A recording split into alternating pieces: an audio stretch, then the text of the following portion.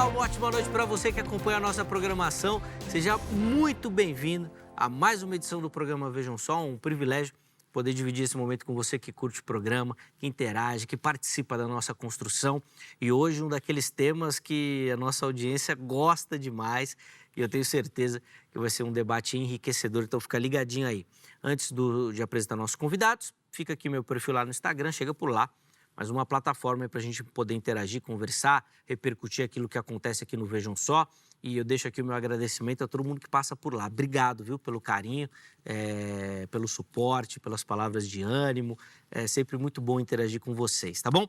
Deixa eu apresentar, então, os convidados de hoje para a gente poder começar a nossa conversa. Com muita alegria que nós recebemos novamente aqui nos nossos estúdios o pastor Aleph Lopes. Ele é ministro da Igreja Assembleia de Deus, Ministério do Belém. Graça e paz, meu irmão, uma ótima noite. Seja muito bem-vindo novamente ao Vejam Só. Que alegria, Zeca, cumprimentar toda a audiência do programa Vejam Só, toda a equipe. Cumprimentar aqui, obviamente, o maior programa de debate bíblico da televisão brasileira. Parabéns pela mediação. Cumprimentar aqui também o nosso querido amigo, reverendo Tiago Naruzzi. Que Deus abençoe abundantemente. Temos certeza que será um debate de alto nível. Sem dúvida, sem dúvida. Dois grandes intelectuais aqui. Nós vamos aprender bastante, vai ser benção. Antes, vou pedir só as referências da igreja. O irmão está lá na sede do Belém, né? Fala para quem nos assiste um pouquinho. Muito bem. Fazemos parte da Assembleia de Deus, Ministério do Belém, São Paulo, capital, Rua Doutor Fonco, número 140. Pastor presidente, pastor José Wellington Bezerra da Costa, vice-presidente e presidente da Convenção Geral de Ministros das Assembleias de Deus no Brasil, pastor José Wellington Júnior. Sem sombra de dúvida, será uma honra tê-lo conosco para a glória de Deus, Amém. Cantar hino da harpa e ouvir palavra de Deus. Você foi provocativo nessa aí, hein? Com umas músicas novas que tem rodado por aí, né? Mas isso é outro debate. Outro debate. Ó, para você que nos acompanha, a rede social do pastor Aleph já apareceu, então chega por lá para conhecer um pouquinho melhor, o Ministério do Irmão também, né? Tem muito material por lá. Quiser fazer um convite, é por lá também que o pessoal te acessa. Exatamente, convite para seminário, palestras, livros, curso online, etc. Então, ó, chega por lá que você vai conhecer um pouquinho de tudo que o nosso irmão faz também. E se tiver interesse, é só chegar lá na igreja lá também, que você vai encontrar com ele por lá também, tá bom? Obrigado, pastor, pelo carinho. E nós temos também o privilégio de receber na noite de hoje o reverendo Tiago Naruzzi. Ele que é ministro da Igreja Presbiteriana do Brasil. Graça e paz, meu irmão. Seja muito bem-vindo. Uma alegria recebê-lo novamente. Uma ótima noite. Zeca, muito obrigado pelo carinho, pelo convite da produção, né? É sempre uma grande alegria participar do programa. Já estava com saudade, fazia um tempinho que eu não vi, né? Rapaz, você fica enrolado com esse negócio de escrever tese. Agora acabou. De pegar diploma. Acabou, graças a Deus. Acabou do mestrado, até no meio do ano, né? Que você inventa um doutorado e se Deus quiser, né? A gente vai por esse caminho aí, né?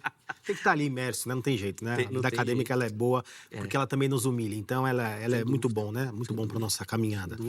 E você que gosta pouco, né, Tiago, de estudar, das leituras, do aprendizado, é um campo que vai bem, né? Na verdade, a gente diz que o estudo ele é algo interminável, né? Como você acha que encontrou uma beirinha do conhecimento, você se afoga novamente, aí você tem que voltar a essa natação constante, né? Sem dúvida. Que bom, é bom revê-lo. Tenho certeza que a gente vai aprender bastante, mas antes, vou pedir também as informações da igreja que o irmão pastoreia, para quem nos assiste, tiver interesse, fazer uma visita e conhecer um pouquinho do Ministério do Irmão também. Bom, vamos lá. Nós estamos ali no bairro do Alto da Lapa, né? Na rua Doutor José Elias, 67. Nós temos culto todos os domingos, às 10 horas da manhã e às 18. E a escola bíblica dominical, ou melhor, como bom presbiteriano, né? A escola dominical, às 9 horas da manhã. E aí fica o convite para que você nos visite, venha tomar um café comigo. E minha rede social, se alguém quiser também contato, é @Rev Tiago Naruzzi, tá? THRUSE, Tiago Naruzzi. Isso, inclusive também tem muito material lá na rede social do Tiago. Ele participa de muitos debates também, tem muitos cortes lá, muita reflexão, vale a pena. Além, obviamente, dos materiais, pregações, das coisas da igreja também que tem por lá. Então fica aí o convite também para você poder acessar. Já apareceu e nós vamos deixar salvo no perfil oficial do programa. Obrigado, viu, Tiago, pelo carinho. Aliás, deixa eu só também cumprimentar o pastor Claro, Aleph, por né? Uma favor. grande alegria novamente aqui dividir o programa com ele. Eu digo que é muito gostoso quando a gente tem um debate com pessoas de alto nível, Sim. né? E educadas. Então isso engrandece, né? Sem O dúvida. debate. Sem dúvida, um debate super respeitoso, que obviamente pega fogo no campo das ideias, mas que a irmandade cristã prevalece poxa, a gente só tem a agradecer. O pessoal de casa, quando assiste, normalmente manda mensagem. E Zeca, ficou sério lá? Fala, não ficou não. Só aparentemente, mas fica tudo resolvido assim que a gente desliga as câmeras, tá bom? Pode ficar tranquilo. Bom, vamos lá, vamos colocar aí a pergunta tema do programa de hoje, que eu fiquei intrigado com essa pergunta tema, principalmente, Aleph, do seu lado, de você aceitar o debate, mas vamos entender e você vai explicar. A pergunta tema é: Deus escolhe quem será salvo ou o homem tem livre arbítrio? Quando a produção falou, eu falei, mas o Aleph defende? Não, ele falou que vem e tal. Então, vou deixar você explicar. Responda a pergunta para a gente e já indicando, obviamente, a linha que você vai defender durante o programa, pastor, por favor. Perfeito. A princípio, pelo próprio tema, eu aceitei o debate para poder esclarecer o lado Arminiano, né? Porque a produção foi maldosa com os arminianos nessa pergunta aí. Mas eu estou orando porque a produção está muito calvinista, né? Pior que a produção não é calvinista, hein? Não? Não é. Tirando o apresentador, mas isso nem devia falar. Não. Mas a produção não é. Vai, vamos lá, Ale. Primeiro, nós precisamos compreender que o pensamento arminiano contribui para que a definição do livre-arbítrio, que é o que nada mais do que a livre escolha, após a queda está tolhido, manchado pelo pecado. Ou seja, a inclinação do homem sempre é para o mal. E a salvação começa em Deus, permanece em Deus e Deus a sustenta pelo decreto divino por Jesus Cristo. Dito isso, é importante que se diga que a volição, que a vontade humana, todos os seus anseios está contaminado pelo pecado. Mas é importante que se diga, para iniciarmos o debate, a definição dos conceitos relacionados dentro da teologia. Temos alguns conceitos, entre eles 3 conceitos. O primeiro, o livre-arbítrio compatibilista, vamos tratar a respeito da definição, a livre-agência tomista e o livre-arbítrio libertário, que é o que nós defendemos. Dentro da visão do livre-arbítrio compatibilista, nós compreendemos a visão, entre aspas, sobre a liberdade de agir conforme sua natureza, mesmo que determinada. Essa visão, obviamente, é a posição entre alguns calvinistas da relação tomista. E a livre-agência tomista se aplica basicamente ao homem que age voluntariamente, mas segundo sua natureza orientada ao bem por Deus. Essa visão é relacionada a Tomás de Aquino, 1224 a 1275. E a visão do livre-arbítrio libertário é a livre ou a liberdade genuína, ainda que, inclinado para o pecado, poder real de escolha entre alternativas, incluindo a rejeição da graça, e essa é a visão do arminianismo clássico.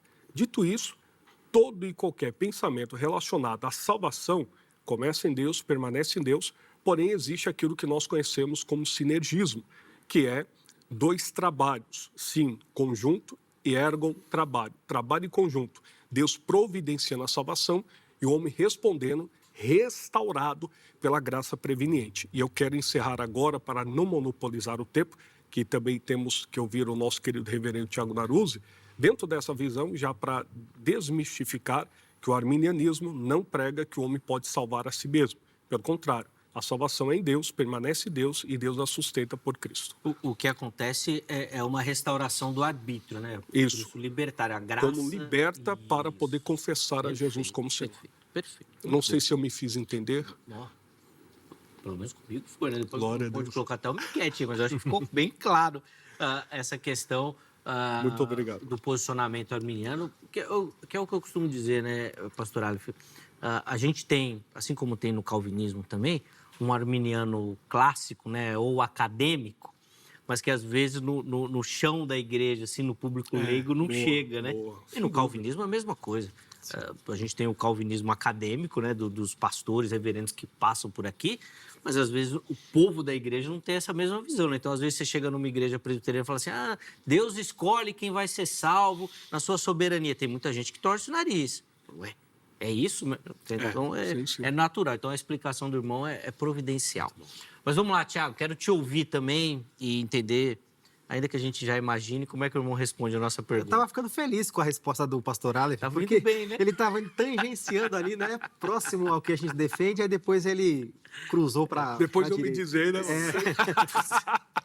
Mas Ele brincadeiras foi à maldoso, parte, te né? desviou, é maldoso, né? Vai lá, Tiago. Obviamente, a gente vai defender aqui que a salvação ela é o resultado da eleição soberana de Deus. E por quê?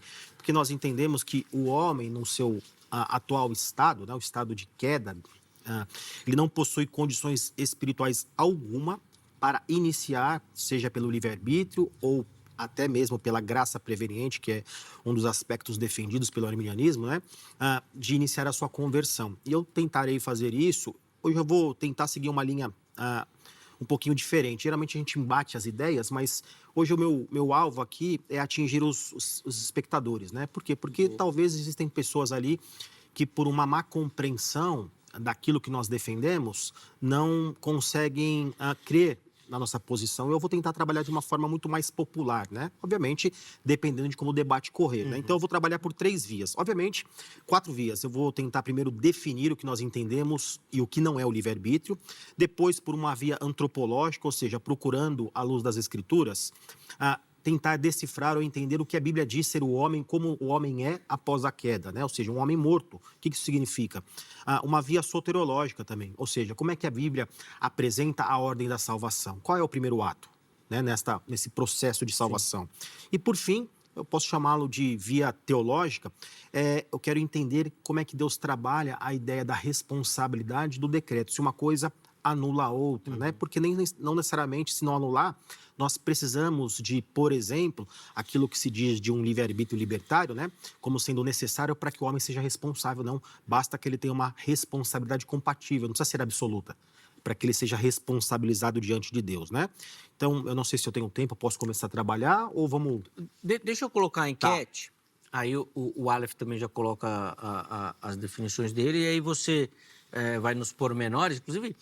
Você falou até daquilo que acontece primeiro. Recentemente, a gente teve um debate aqui sobre regeneração ou arrependimento. Certo. O que vem primeiro também. Depois você pode entrar no nosso canal do YouTube. Né? Quê? Ouro dos salutes. Para a gente poder entender um pouquinho aí. Lógica. Bom, deixa eu abrir a enquete que você encontra lá no nosso perfil do Instagram, no @programa Vejam Só, porque eu quero saber também a sua opinião, saber como você pensa e, obviamente, como você responde a nossa pergunta aqui, tá bom? Vamos lá, tá aí na tela para você. E a pergunta é: quem decide a salvação? 3 opções, é bem direto, bem objetivo para você responder. Primeira delas, Deus soberanamente. Segunda, o homem escolhe crer. Terceira, é um mistério. É o famoso não sei, né? Então vai lá, vote, participe. A gente quer entender e compreender como é que você também observa essa questão. E aí, no final do programa, a gente coloca aqui o resultado da enquete, tá bom? Vamos lá, Aleph, quero te ouvir aí. Acho que o Naruto já deu indicações, né? Obviamente que imagino que você já sabia a trilha que ele ia caminhar. Mas ele, inclusive, colocou alguns pormenores aí dos aspectos que ele quer trabalhar. A palavra está com o irmão, por favor. Muito bem. Como o reverendo bem disse no início, nossa proposta aqui é para edificação da audiência, não é um embate para quem vai ganhar ou deixar de ganhar. Mas no campo das ideias, nós temos por certo que o crivo principal é a palavra de Deus. E eu quero aqui trazer alguns textos de uma análise morfológica de forma rápida e exegese os textos fundamentais que contribuem para a compreensão da escolha do ser humano por aceitar ou rejeitar, mas isso tudo pela graça. Evangelho Cateuanes Jesus Christos, Evangelho de Jesus Cristo, segundo escreveu o evangelista João, capítulo 3, versículo 16. O texto grego aqui é demasiado, mas eu quero só ressaltar 3 expressões aqui. To kosmon, pans e hopis teu.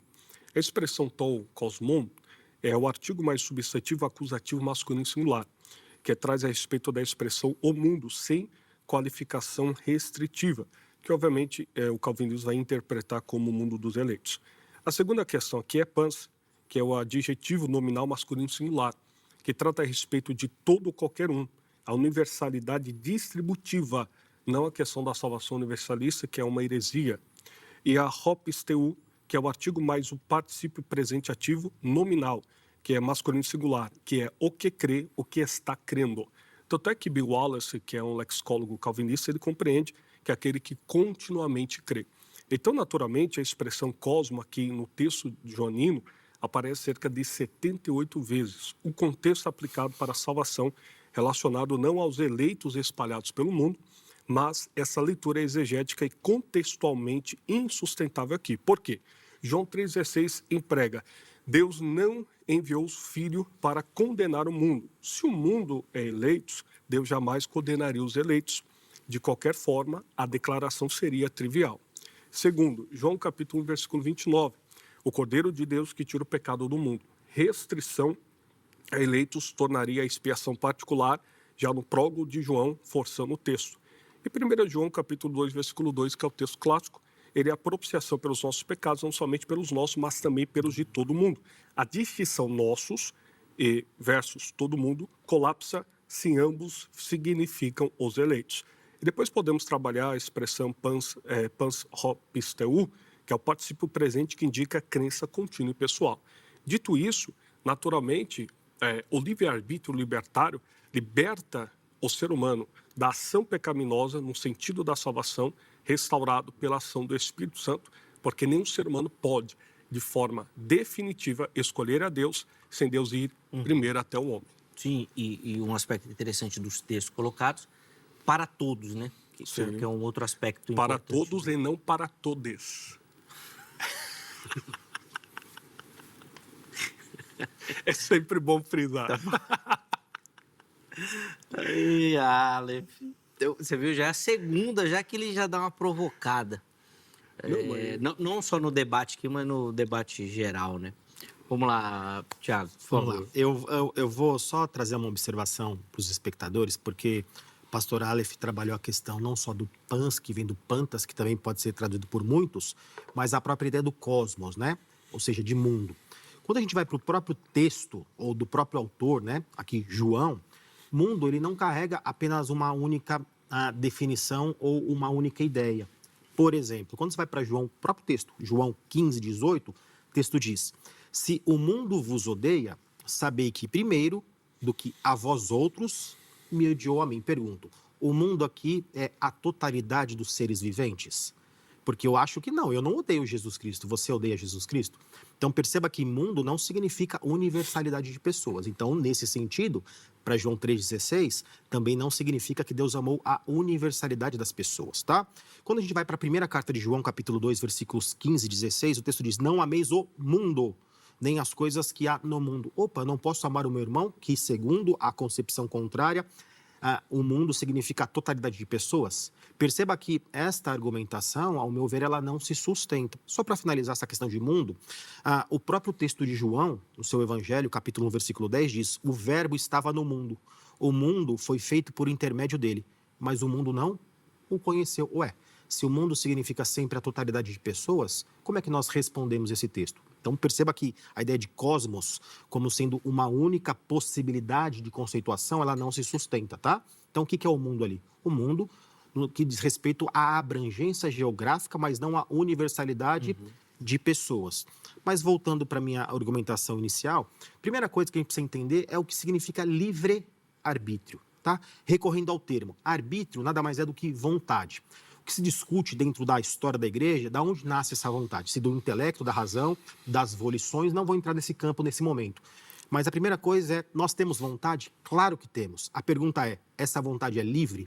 E quando eu digo livre, para que as pessoas também não entendam, porque existe uma falsa acusação, eu quero hoje contrapô-la do maniqueísmo, a coerção que nós sofremos não é externa, ela é interna, da nossa natureza. Então perceba, nós temos vontade? Temos, mas ela é livre de alguma coisa chamada pecado ou inclinação ou escravidão a esses novos desejos? Não. Então perceba, nós não somos robôs, não existe um fatalismo no calvinismo, porque existem causas secundárias. Eu falo que eu vou falar simples, mas é difícil, né? A discussão ela é abstrata. Mas deixa eu tentar trazer uma analogia. Se eu perguntasse assim, o leão é livre? Sim, né? Ele tem vontade. Sim. Mas eu pergunto, por que ele não come capim? Sendo que, primariamente ou originariamente, ele não comia carne? Porque ele assumiu uma natureza que, embora ele tenha vontade, já não é mais livre, está escrava a uma nova condição. Isso nós não temos dificuldade de entender. O problema é quando a gente traz isso para a antropologia bíblica, ou seja, para o homem, as pessoas, por conta de pré-conceituações ou até mesmo preconceitos, né, eles não conseguem entender. Então, perceba, nós temos vontade, arbítrio, mas nós não temos um livre-arbítrio. E aí o pastor tocou num ponto chamado de graça preveniente. E aí eu já faço uma pergunta retórica, né, porque eu sei que essa é a posição, pelo menos, da grande parte dos arminianos, que o que possibilita que o homem tenha o livre-arbítrio libertário é a graça que restaura o arbítrio. Aí eu pergunto, essa graça preveniente, ela é imposta ou disposta? Ela é impregnada ao homem, que ele não tem condições de rejeitar a graça preveniente, ou ele pode rejeitar a graça preveniente? Essa é a minha pergunta para a gente começar a pensar nas implicações da teologia arminiana.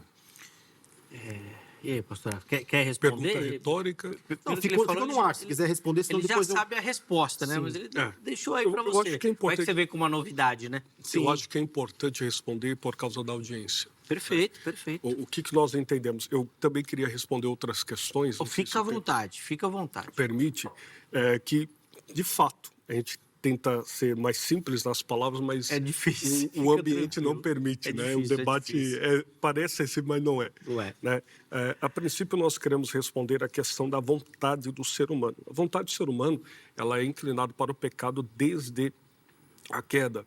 Isso significa dizer no seu sentimento, pensamentos, intenções no sentido geral, na sua integralidade, na sua holística, pensamento holístico geral, corpo, alma, espírito no sentido geral. Agora, nós temos por certo que a analogia que o reverendo Naruzzi falou, que é muito bem colocada, que é a respeito do leão.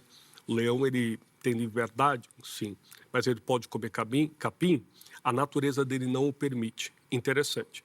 Dentro dessa visão, e também aproveitando essa analogia, nós precisamos compreender que dentro do arminianismo, Deus, ele determina muita coisa, mas não todas as coisas.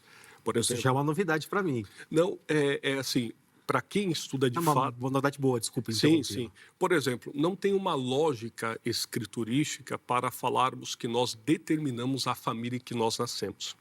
Não tem como determinar o dia da nossa própria morte. Isso já é uma pré-determinação divina por causa da escolha do ser humano. Certo, a escolha do homem não determinaria a família dele, né? Com certeza. Nem a data da nem a data morte. do seu nascimento, seria algo já muito menos a morte. Determinado por Deus. Exato, a escolha de Deus para isso. Mas dentro do campo da salvação, nós temos alguns textos que nos permitem pensar de forma assertiva de que o ser humano ele possui esta condição de aceitar ou rejeitar. Por quê? Se nós pegarmos o determinismo exaustivo monergista, naquele grande dia, no juízo final, o ser humano não poderá, de forma alguma, estar diante de Deus condenado pela sua própria ação pecaminosa. Dito isso, nós precisamos entender que se Deus determinou que um homem pecasse, e ele pecando, não poderia fazer nada diferente, naquele grande dia, como já dizia um amigo meu, Caim vai dizer, eu sou um bom servo fiel, porque eu só fiz aquilo que o Senhor determinou que eu fizesse, e nada do que eu fizesse poderia fazer algo novo. Dito isso, o segundo texto que eu queria trabalhar aqui, se ainda temos tempo, sim, pode 2 de Pedro, capítulo 3, versículo 9. A vontade universal de salvação é genuína. Dito isso, nós temos aqui a expressão relacionada ao querer, desejar, que é a vontade deliberada, da forma da expressão bulomenos, que é o particípio presente médio nominativo masculino singular de bulomai, que significa dizer vontade deliberada, da parte de Deus para a salvação de toda a humanidade. E segundo a expressão tinas apodlestai, que é aqui mais o auristo, infinitivo passivo, que alguns pereça. A vontade de Deus não é que alguns pereçam. Pantas horesai, que é o acusativo auristo infinitivo ativo, que todos cheguem ao arrependimento. Pergunta, se essa palavra que nós estamos advogando é inspirada por Deus, e Deus naturalmente quer que todos cheguem ao arrependimento, pergunta retórica, Deus chegou a todos se arrependeram? Não.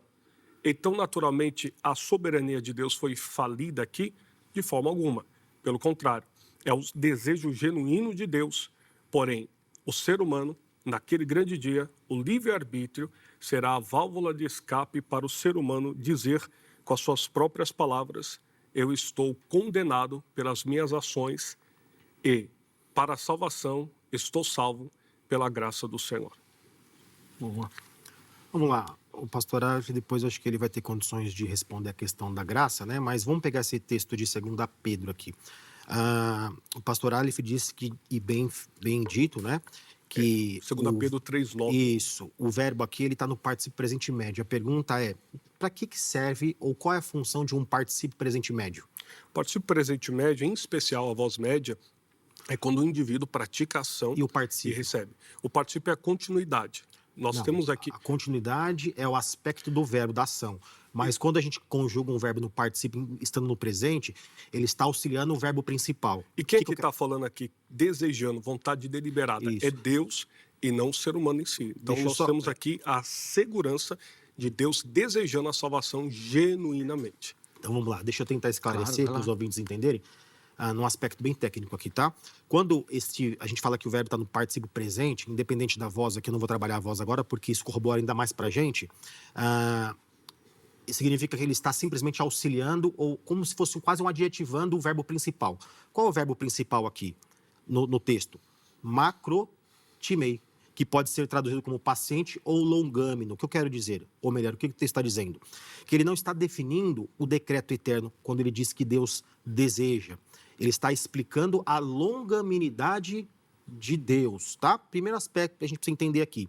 E esse nenhum pereça, que vem da palavrinha grega tinás, né? Que pode ser facilmente também traduzido por alguns, ele está definindo ou indefinindo uma categoria. É só olharmos para o primeiro versículo do capítulo 1. Quando a gente olha o primeiro versículo, o que diz? Simão Pedro, servo e apóstolo de Jesus Cristo, aos que, perceba para quem ele está escrevendo, convosco obtiveram fé igualmente preciosa na justiça do nosso Deus. Ele está escrevendo para crente. Então, quem é esse todos que ele deseja que sejam salvos ou permaneçam nesta condição?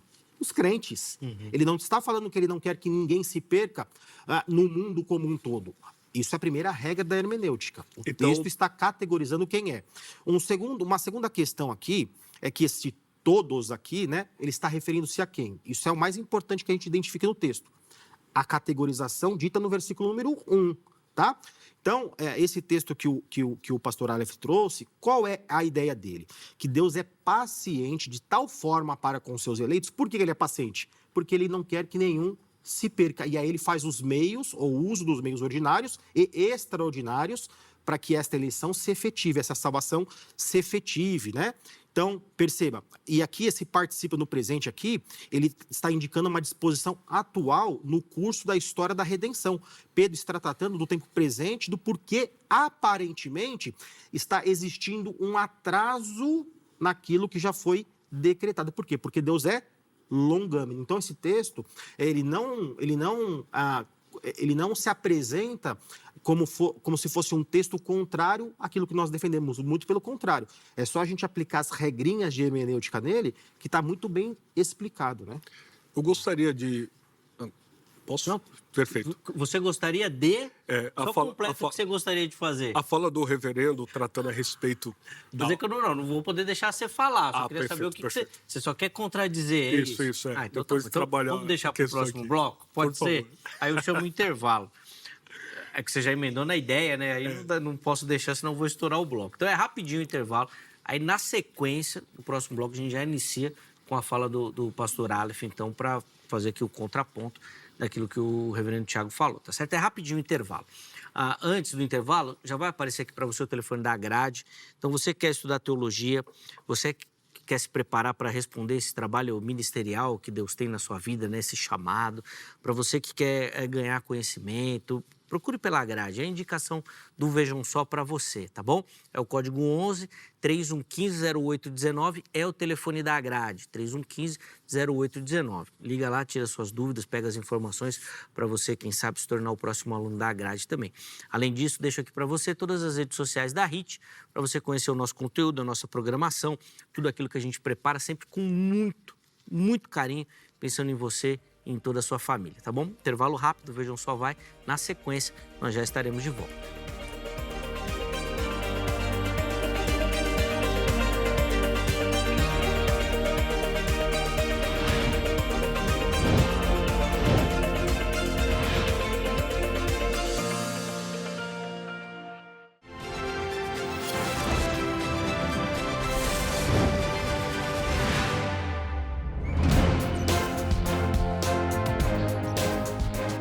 Muito bom, já estamos de volta com o Vejam Só, intervalo rapidinho aí, hoje falando sobre essa questão da salvação, né, da escolha de Deus soberanamente, da participação do homem, do livre-arbítrio, como isso funciona. E o primeiro bloco aí foi de muito conhecimento, nossos convidados conseguindo explorar bem e colocar de forma bem didática as ideias que eles defendem. Mas a gente finalizou o primeiro bloco com o pastor Aleph querendo falar e eu não deixei. Mas agora eu vou deixar, com calma e tranquilidade, para poder explicar. O senhor está muito imparcial hoje, né? Que isso, só precisava chamar um intervalo, só isso. Mas vamos lá, pastor Aleph, por favor. Que alegria, maravilha. Dentro do argumento que o reverendo Tiago Naruzzi usou para contrapor a visão que eu apresentei do segundo texto, 2 de Pedro, capítulo 3, versículo 9, o senhor ratificou que está falando para os eleitos, para os crentes, correto? Então, disse que o versículo de número 1 está categorizando a quem ele escreve. Progressão eu não posso escrever, por exemplo, para o João, pensando na Maria, né? O texto está dizendo que ele está escrevendo lá no versículo 1 a um grupo de pessoas, aí, na sua aqueles fala, que receberam a fé. Do meio para o final, o senhor havia dito que o pensamento de Pedro é para que os crentes não se percam ali, correto? Não necessariamente não se percam, né? Que o senhor usou. Porque assim, um dos meios, então, assim onde o pastor quer chegar, a gente não crê na possibilidade de perda de salvação. Sim. É porque assim, quando o senhor diz isso, o senhor contrapõe o próprio argumento relacionado ao calvinismo. Por quê? Se existe a possibilidade de perda em Pedro dizendo isso, é um contraponto que é caro aos calvinistas nesse sentido. E qual é o argumento decisivo? Não sei se o senhor compreendeu o que eu havia dito. Perfeitamente. Você está querendo me levar num... Não, jamais. Mas eu consigo responder. Né? A construção que o senhor pegou, eu bati. Eu sei que não é isso que o senhor quer dizer, mas é que o senhor pegou esse ponto. Eu fico grato porque eu vou poder agora reformular de uma maneira mais sistemática, né? Muito bem. O argumento decisivo, Deus não quer. A expressão bulomenos, que nenhum, tinas, qualquer um, pereça, mas que todos pantas cheguem ao arrependimento. O calvinismo de dupla predestinação afirma que Deus decretou a reprovação de alguns, mas aqui Pedro diz que Deus não quer que nenhum pereça. O contexto é a resposta calvinista aqui é pantas, todos os eleitos. Problema, isso torna o versículo uma tautologia. Deus não quer que nenhum eleito pereça e quer que todos os eleitos se arrependam. Afirmação trivialmente óbvia. O contexto exige sentido mais amplo. Por quê? A expressão bulomai é a palavra mais forte de volição em grego, que designa vontade deliberada e intencional, não mero desejo fraco. Deus intencionalmente deseja a salvação de todos. Outro texto, porque é um debate bíblico, primeira epístola do apóstolo Paulo ao jovem pastor de Éfeso, Timóteo, capítulo 2, versículo 4. Deus quer que todos sejam salvos. A expressão aqui é pantas antropos, acusativo masculino plural, todos os homens, toda a humanidade, não classificações ou classes, reis, sacerdotes, príncipes, servos, escravos, todos genuinamente. Aqui é a vontade, em grego tele, que é o presente indicativo ativo da terceira pessoa do singular, que é telo, relacionado, que é o desejo, vontade presente contínua. E a expressão sotenai, que é ser salvos. Então, naturalmente, Paulo usa pantas antropos, não tinas, alguns. Não tus, eclectos, os eleitos, mas todos os seres humanos. Então, vez ou outra, obviamente, nós vamos entrar na questão relacionada à salvação, porque é caro para nós a compreensão de um Deus que, sem levar em conta nada, muito menos a sua própria graça que restaura o pecador a confessar ao Senhor como Salvador, condenar o indivíduo ao inferno, sendo o determinismo exaustivo monergista. Naturalmente, nós temos por certo que Deus, ele providenciou em Cristo Jesus a salvação pela ação do Espírito Santo para a glória do mesmo. Romanos 11:36. Porque dele, por ele, para ele são todas as coisas, glória, pois, a ele eternamente. Porque dele origem, por ele processo, para ele destino. Boa. Vamos lá, reverendo. E aqui eu só quero dizer que eu não quero, como é que fala, um ad hominem de forma alguma, é só campo das ideias dentro do contexto. Nós já nos conhecemos, fique tranquilo, pastor. Que legal, obrigado. Então, essa pergunta que o pastor Ali fez não há problema algum e eu fico grato por quê? Quais são os meios pelos quais, ordinários, Deus nos mantém perseverando? Porque o meio extraordinário é pela ação do Espírito. E os ordinários? Pela admoestação. Não peques, santifique-se, senão. O próprio contexto da aliança em Deuteronômio 28 e 29. Qual é lá o contexto da aliança? Se vocês me obedecerem, terão isso. Se vocês me desobedecerem, então não é isso. Então Pedro, com uma mentalidade bíblica... Ali não é livre-arbítrio. Não, pelo contrário. Por quê? Pense o seguinte, pastor. Eu digo ao senhor, não ouça música alta, porque se você ouvir, você vai ficar surdo. Eu dei uma ordem. Você me desobedeceu e ouviu uma música alta e ficou surdo. O fato de você ficar incapaz de me ouvir não me isenta do direito de dizer o que você deve fazer ou não. Sim. Essa é a lógica calvinista. Deus disse, não coma. O homem comeu. O fato do homem comer e se tornar incapaz de obedecê-lo não isenta a responsabilidade, ou melhor, o direito de Deus continuar dando imperativos a esse homem. E aí eu entro na graça preveniente, tá? Claro. Porque para mim é o grande tendão de Aquiles do arminianismo. Por quê? Porque se eu pergunto, eu vou insistir nessa pergunta, né? Nem consegui trabalhar aqui naquilo que eu preparei. A graça preveniente é a que restaura esta liberdade da vontade. Eu pergunto, ela é imposta obrigatoriamente ao homem ou ela é ofertada? Se eles disserem que é imposta, eles caíram no calvinismo. Por quê? Porque é incondicional uma resposta. Deus introjeta uma nova disposição, aquilo que nós chamamos de regeneração. Se ele diz que ela é simplesmente ofertada, a minha pergunta é o seguinte, que a grande maioria diz que ela é só ofertada. Com base em que, se ele está impossibilitado de dizer sim ou não, ele aceita ou rejeita. É um grande tendão de Aquiles. Eles, se levarem às últimas consequências, cairão inevitavelmente no sistema calvinista. E, valendo-se da lógica, né, já que me foi provocado no bom sentido a questão da lógica, pense o seguinte, usando a questão do todos.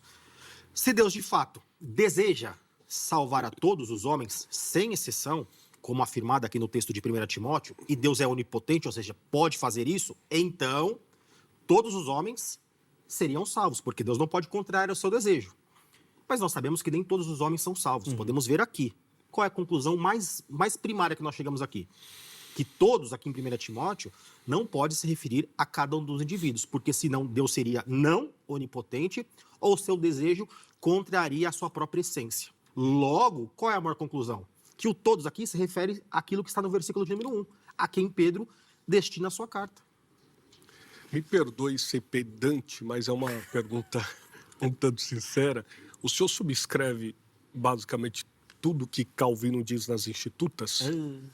Lá vem a pegadinha. Eu prefiro que você me pergunte especificamente qual o ponto que o senhor está curioso. Então, naturalmente, a resposta... Foi rápido, rapaz, vai. A resposta é que o senhor não subscreve. Não, depende. Pode me perguntar. Não, eu quero saber por quê. Porque fica muito aberto para os ouvintes. Também, né? Mas se você quer saber se eu subscrevo, por exemplo, a dupla predestinação? Essa é a sua curiosidade? Não, dupla predestinação é o básico nesse sentido. Por exemplo, Calvino... É o básico. Não, é que eu quero entender a pergunta relacionada ao tema, É o básico no sentido que eu já sei que ele, de fato, advoga. Entende? Você advoga? Sim, com certeza. Para mim, a queda... Pensa o seguinte, o Cordeiro foi morto antes da fundação do mundo. Agora eu vou apertar, então, já que o pastor está querendo me apertar. Não, de forma alguma. Se... Imagina. Vamos lá. Eu posso concluir só a minha fala da pergunta que estava no meu tempo? Mas guarda a pergunta aí. O senhor pode guardar essa aí. Vai, Alex. Porque a minha pergunta recai sobre o pensamento calvinista, que é a defesa assertiva dos calvinistas relacionado ao calvinismo. As Institutas de Calvino, 536. Porque Calvino, as Institutas, os senhores podem procurar, só me falta a fonte aqui, até posso procurar e lhe dar, mas ele ratifica que nenhuma ação do ser humano pode estar fora do determinismo de Deus, nem os seus pensamentos. Se essa é a sua pergunta, eu Aí o subscrevo. contexto vai nos apresentar que ele declara que é um terrível decreto. Isso. Perfeito? Eu estou Se não errado? me engano, no livro 2. Eu tenho essa Muito fonte bem. aqui, eu posso te dar. Legal. Não, eu entendo a fonte só para o irmão compreender a honestidade aonde nós queremos chegar. Se Calvino ratifica isso, toda a ação do ser humano é um determinismo de Deus e ele não pode fazer nada de forma contrária, recai a questão da primeira causa. Se a segunda causa, ela propriamente é influenciada pela primeira causa, Está num caminho perigoso. Deus vai tratar dessa questão do determinismo com o ser humano. O ser humano, no final, não vai poder ser culpado da sua própria ação, queridos. Por quê? Porque Deus determinou que ele fizesse tal ação. E o compatibilismo aqui recai na visão tomista, correto?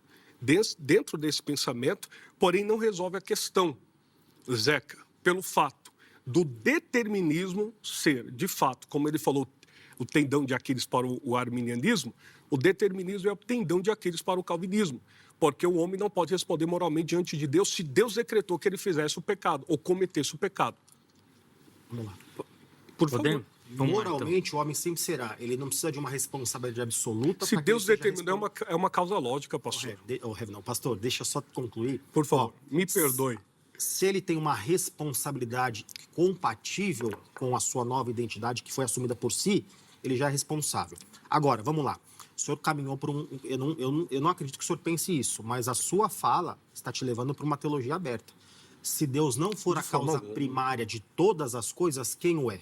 Não, eu não disse isso. Eu estou só corroborando com a visão da primeira causa, Tá, então eu no te faço uma sentido pergunta. Quem é restrito a e causa rígido. primeira de todas as coisas? Não é Deus? Não, é Deus, com certeza. Deus, Mas então o senhor está ele é a contradizendo a sua causa, própria fala. ele é a causa não causada. Não, eu só Se ele é Não, essa questão de causa não causada, isso é uma concepção de Norman Geisler, que inclusive é um calvinista de 4 pontos. Eu explicitei o quê?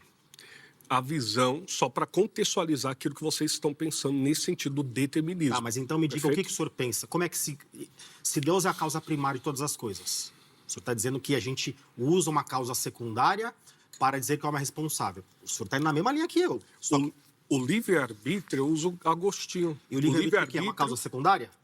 Sem dúvida, o livre-arbítrio é a Mas posição... então, eu não estou entendendo qual foi a lógica que o senhor usou contrária ao pensamento calvinista. Porque nós defendemos com unhas e dentes que Deus é a causa primária. É que eu quero responder a sua pergunta. Eu acho que... Mas eu estou no meu momento, né ou não? Tá. Então é pergunta retórica. Sim. Quando for retórica, o senhor me avisa para mim não intercalar o senhor. Por que eu estou perguntando isso? Ele usou uma fala, isso fica importante para os ouvintes. Seria muito Às bom. vezes as pessoas usam uma fala da qual eles defendem. Se não defendem, dependem dela para sustentar sua própria argumentação. Sim. O senhor está me dizendo, acusando o calvinismo de que nós somos deterministas porque nós defendemos que Deus é a causa primária de todas as coisas. Eu digo sim, subscrevo e não apago. Aí eu pergunto, e o senhor, entende ou não que Deus é a causa primária? Sim. Aí eu pergunto, tá, mas onde entram as causas contingentes? O senhor diz, o livre-arbítrio. É igual que nós pensamos, só que nós entendemos livre-arbítrio não como uma vontade liberta de qualquer inclinação. Nós entendemos que o homem, nesta causa secundária, que sempre corroborará. Porque assim, o que é causa primária? A não ser que o senhor não esteja conseguindo... conceituá-la ou aplicá-la corretamente. Causa primária é uma coisa que é a origem de todas as coisas. Eu contextualizei aquilo que os senhores argumentam. Posso responder agora? Pode. Perfeito. Foi? Muito bem. Ó, deixa eu só orientar aqui para a gente depois não se apertar. Nós temos 10 minutos de bloco. Então, Tem que fazer a segunda parte. Vamos fazer a segunda parte, Zeca? Só nessa questão de causa secundária e de causa primária? Pronto. Vamos. Pronto. Com o maior prazer. Pronto. Então, ó, 2 minutos e depois considerações finais. Já? Tá bom? Meu Deus. Cronometrado, 2 minutinhos, vamos lá. Bom, eu queria responder os pormenores da argumentação do nobre reverendo, mas vamos deixar para a próxima, que obviamente eu não quero ser desonesto, porque seria muita coisa e talvez ele não teria tempo de respondê-la. Mas, de fato, nós temos aqui o argumento arminiano central, a expressão em auto, em ele. A eleição não é de indivíduos específicos determinados de forma incondicional, mas de uma esfera em Cristo, que está em Cristo, pela fé, Efésios capítulo 2, versículo 8 ao 9. Participa da eleição, isto é, eleição corporativa em Cristo, Romanos capítulo 8, versículo 29, que depõe contra o pensamento calvinista aos que de antemão conheceu. Palavra aqui no verbo presente indicativo ativo, pro ego, ou simplesmente relacionada ao conhecimento, proegno, também predestinou. Predestinação é baseada em presciência prognosis, que é Deus prevendo a fé. E com base nisso, da sua eternidade de glória, porque para Deus não existe passado, presente e futuro, é o eterno presente, e ele, estando já no futuro, já conhece quem vai ou não perseverar segundo a sua misericórdia. A presciência precede, logicamente, a predestinação. 1 de Pedro, capítulo 1, versículo 2, eclectos, eleito segundo a presciência, cata prognosim, segundo o pensamento, que é o subnicho da onisciência de Deus, conhecer de antemão. A mesma estrutura, eleição fundamentada e presciência da resposta da fé. Para encerrar, A eleição por favor. condicional arminiana, Deus elegeu antes da fundação do mundo, salvar todo aquele que creria em Jesus Cristo, Romanos 8, 29, 1 de Pedro 1, 2. A eleição de indivíduos é condicionada à fé prevista por Deus no seu decreto, não um decreto incondicional que determina quem vai crer e quem ele vai rejeitar, que é a dupla predestinação condenada no Concílio de Orange, 526, 529. Depois a gente volta para fazer uma conclusão bem curtinha também. Vamos lá, Tiago, 2 minutinhos aí. Vamos lá. Meus irmãos, cuidado com essa fala de presciência, como se Deus apenas previsse o futuro, porque se Deus previu, a pergunta é, quem criou o futuro? Mas Se não Deus- foi isso acho que eu que já- falei, o Acho que é a reverendo. segunda vez que você fala algo do tipo aqui no programa. Ó, já se mesmo. Deus não está, o Mas a futuro minha é apenas conhecido, não decretado, nós estamos numa teologia aberta. Reverendo, Não tô me dizendo que foi a perdoe, fala do mas pastor, eu mas falei desde o início, o eterno presente de Deus. Tá, ok, mas ele criou o tempo e Por espaço. favor. O senhor está abstraindo para a metafísica. Nós estamos discutindo questões não só metafísicas, mas do tempo e do espaço. Mas o senhor me entendeu, por Sim, favor. por mas eu favor. quero levar os ouvintes a uma reflexão de que algumas falas carregam consigo consequências. E uma das consequências de uma previsibilidade ou de uma pré-ciência é que Deus não estava no futuro, ele é apenas um espectador. Se ele não estava no forma futuro, alguma. ele não criou o tempo nem o espaço. Primeiro ponto, né? Conhecer de antemão seria o quê, então? Mas a gente pode discutir isso, né? Pode também. Dá para colocar já no... fazer um outro debate. Vamos delimitar os temas assim, 2 temas, e acho que fica até mais produtivo, né? Sim, pra muito gente- bom, muito bom. Então vamos lá, só para a gente encerrar a fala. A Bíblia é categórica em dizer que o homem está morto, incapaz e totalmente inclinado, né? Temos aqui o texto de Concordamos. Romanos 8, Romanos 3, 1 Coríntios 2, Efésios 2. Só um só aqui, ó. Como está escrito, não há um justo, nenhum sequer, não há quem entenda, compreenda, não há quem busque a Deus. Aí eles vão dizer que precisa da graça preveniente, é aquele imbróglio que eu coloquei. Se ela é disposta, com base em que ele rejeita ou aceita. Ponto. Segundo a fé. Qual é a via da fé? Quem é a origem? Efésios, não preciso recorrer a Efésios capítulo 2, não. Vamos pegar um texto aqui de Atos, Atos 13, 48. Os gentios, ouvindo isto, a pregação, se alegravam e glorificavam a palavra do Senhor. E creram quem? Os que decidiram? Livremente não. Os que haviam sido destinados para a vida eterna. Perceba que a fé é só consequência da eleição, não do livre-arbítrio. E para finalizar, quando nós falamos sobre o decreto como um todo, né, nós temos diversos textos, Efésios 1, Romanos 9, que é um texto que a gente pode debater, Sim, João 10. muito Qual é o papel do decreto na salvação? Ele é secundário? Não, ele é fundamental, ele é primário. Efésios 3, bendito Deus e Pai, texto conhecido, né? Que vai dizer que ele nos predestinou em amor. Então perceba que não faz nenhuma menção de que o homem participe desse processo chamado Ordo Salutis. Então eu vou concluir aqui, mas eu gostaria, assim, carinhosamente, de a gente debater esses 2 temas, né? Proposto por quê? Porque a gente consegue afunilar no tema e não abrir tanto o leque, né? Muito bem. E com mais tempo, né? Sim. Estou anotando aqui para depois não perder aí os temas. Mas, ó, 1 minutinho e meio para as considerações finais e tchau. Vamos lá. Perfeito. Primeiramente, agradecer mais uma vez a equipe do programa Vejam Só, ao querido Zeca, que Deus abençoe abundantemente de uma maneira especial, ao reverendo Tiago Naruzzi, uma honra poder debatê-lo com o senhor. E sem sombra de dúvidas, a conclusão é a defesa arminiana do livre-arbítrio libertário e da eleição condicional. Em 4 aspectos, 5, melhor dizendo, fundamentais, que é o exegético, morfológico, teológico, histórico e filosófico. Exegético, porque os textos de escopo universal, João capítulo 3, versículo 16, 1 Timóteo capítulo 2, versículo 4, 2 de Pedro 3, 9, 1 de João capítulo 2, versículo 2, são claros, numerosos, distribuídos no Berit Hadashah, o Novo Testamento. A leitura restritiva calvinista requer, com a devida vênia, a violência hermenêutica sistemática determinista nesse sentido. E segundo, a morfologia do texto, em Romanos 8, 29, 1 de Pedro capítulo 1, versículo 2, que estabelece a presciência antes da predestinação. Eleição condicional fundamentada na fé, não decreto incondicional. E terceiro, teológico, que é a sinceridade das ofertas universais do Evangelho, os lamentos divinos sobre os perdidos, de Mateus 23, 37, Ezequiel 18, histórico, os pais pré-agostinianos, Justino, Irineu, Tertuliano, Cristóstomo, são unânimes no livre-arbítrio, ainda caído, tolhido e manchado pelo pecado, mas restaurado pela graça para confessar Jesus. E filosófico, o modelo tomista, por mais refinado que seja, preserva espontaneidade, mas não alternatividade. Encerro, porque certamente a visão arminiana, ela enobrece a graça de Deus sem faturar, sem perder a soberania de Deus, e também a questão do livre-arbítrio, tolhido e manchado pelo pecado, que é a moral para responder no sentido relacionado à própria condenação do indivíduo. Então, naquele grande dia, saberemos, sem sombra de dúvidas, que o ser humano foi para o inferno por livre e espontânea vontade, não por decreto de Deus, que isso é terrível e não está na Bíblia. Uau.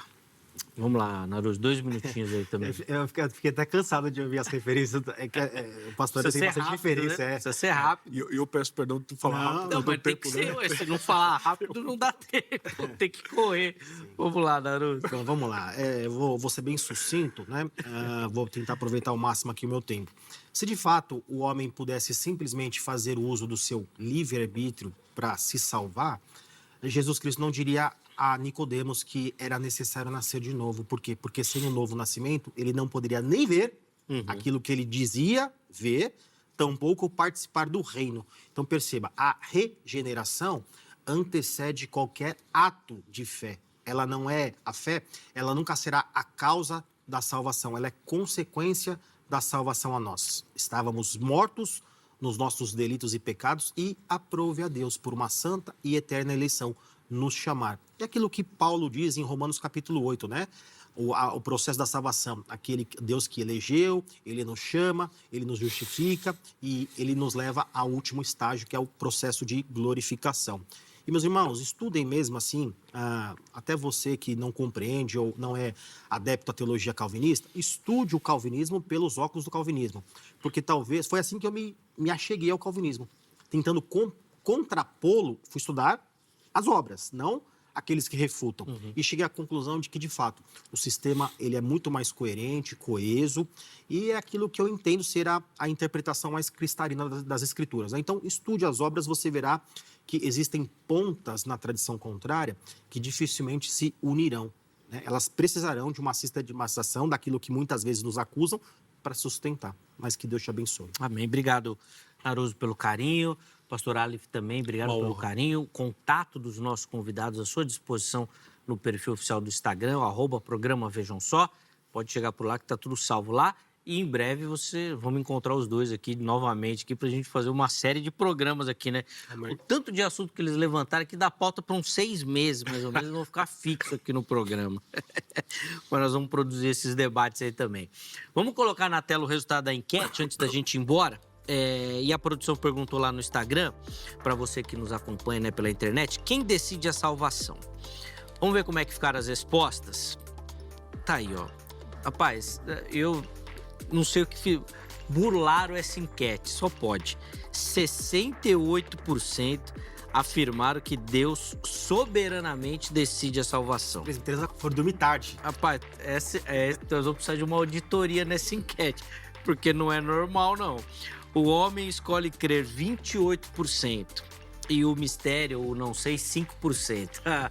Essa enquete está diferente, precisa olhar direitinho os números disso daí, porque não é normal, não. Mas no caso, eu acho que a gente fez 100% hoje, porque nós acreditamos na soberana e graça misericordiosa pelo decreto em Cristo Jesus para a salvação. Ou seja, o ser humano, ele de fato responde, mas auxiliado pela graça. É Deus. É. Eu vou ter que trabalhar essa questão Tá aí, bom, pode dessas ser. enquetes, porque tá complicado. Bom, no fundo ele tem razão, mas a gente sabe... Só mostra que no básico, tudo, lá, o calvinismo você é o fundamento. Não tem Você tá como. só reforçando, porque ele tá desde a sua primeira fala falando que você tá do lado dele. Que você tá, ele tá desde Faz o começo. parte, é tranquilo É. isso, tranquilo. Bom, ó, depois nós vamos tentar entender essa enquete aí, mas eu vou precisar encerrar o programa de hoje. Muito obrigado para você que nos assistiu, que deu carinho da sua audiência. A edição de hoje fica por aqui. Amanhã, se Deus permitir, nós estaremos de volta com mais um Vejam Só. Um forte abraço e até a próxima.